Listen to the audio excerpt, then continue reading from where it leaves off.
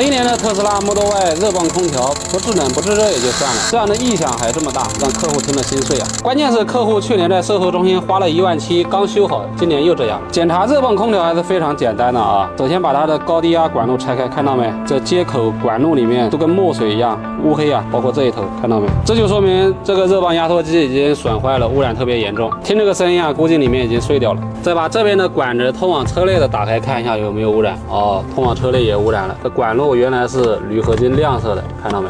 这上面全都是脏的。像这种情况就说明通往车内的蒸发箱也都被污染了。这种情况要想彻底维修好，仪表台肯定要拆了呀。再看一下车牌啊，浙 A 杭州的车友，为什么车友大老远从杭州跑过来找我们维修呢？无非就是我们这边维修成本低，而且有专业的设备和丰富的经验啊，能够做到一次性修复。下面我们就要整个分解，带你们看到底损坏的怎样。